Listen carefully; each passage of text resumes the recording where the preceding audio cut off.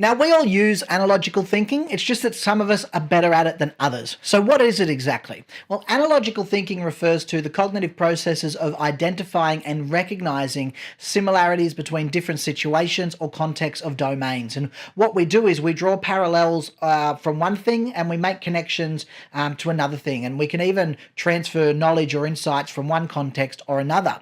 And that happens by recognizing different patterns and similarities between two things so that we can make new connections, explain things simpler, generate new ideas, solve problems, and really just get a new perspective on issues.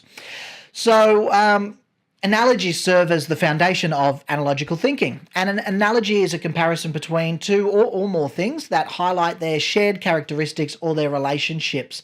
And it doesn't matter if the two are seemingly unrelated. It's really about being able to bridge the gap between different areas of knowledge and apply insights from one domain to another. So what's one that I've got one. So what's one that we use? Life is like a journey, right? Life is like a journey. We're comparing a journey to life. We're highlighting the shared characteristics of one with the other. So let's unpack that just really quickly, and then we'll get into some of the neuroscience and we'll show you how you can improve it a little bit as well. So a journey, we move from one place to another. Life moves through different stages and experiences. They've both got a destination. They both use different pathways. They've both got challenges and obstacles. They've both got exploration and discovery, and they both have different kinds of companionship. So now we're starting to go, oh, okay. And if you didn't know what life was, what we were talking about, you can go, oh, association. I know what a journey is, so now I kind of get what life is. And it gives us a way, it doesn't always help us to understand fully, but it gives us a way into understanding that thing.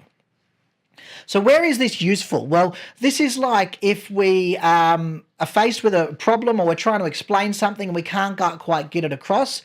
We want to be able to make these seemingly unrelated connections between different domains to help us break through that, really. And to understand the neuroscience behind analogical thinking, let's take a look at some of the neural networks. So one of the key ones here is the hippocampus. Responsible for memory formation and retrieval. This really helps us to store and to access all of the information from our past and retrieve that information to make connections between different domains. So you've got all of this lying there dormant somewhere, rattling around in here. And what your hippocampus allows you to do is to retrieve those, put them together and go, oh, I get it now. Now, we also activate our default mode network. That's your medial prefrontal cortex, your posterior cingulate cortex.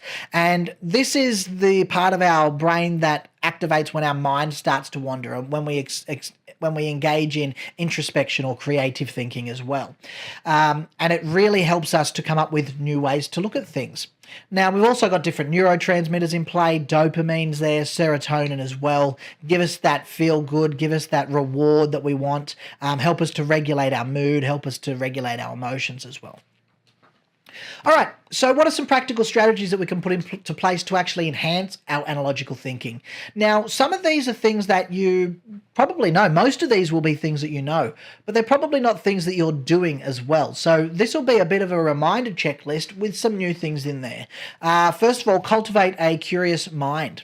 Are you curious? What are you curious about?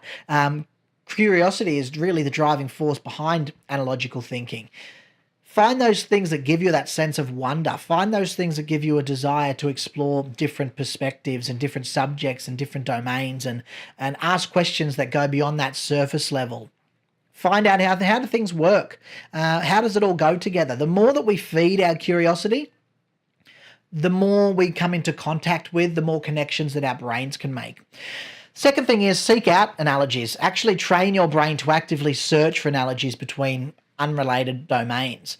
So when we're faced with a problem, ask yourself, well, what's similar to this situation in a different context, right? We want to find and we want to search and we want to seek out those analogies so that we can transfer knowledge and insights from one thing to another thing so that we're not developing domain-specific skills, but that we're developing things that can transfer across all areas of our lives as well. Something that helps our analogical thinking is our metaphorical thinking as well. Metaphorical thinking is a really powerful tool for analogical reasoning. So experiment with metaphorical language and use it to describe problems and to explore possible solutions. When you reframe a problem metaphorically, this is where you start to gain new insights and you start to uncover new connections that were hidden to you before. So do this as much as possible. If you want to understand something a little bit better, get metaphorical with it, get analogical with it as well. Something that can help you along this path is getting diverse experiences, exposing yourself to a wide range of experiences.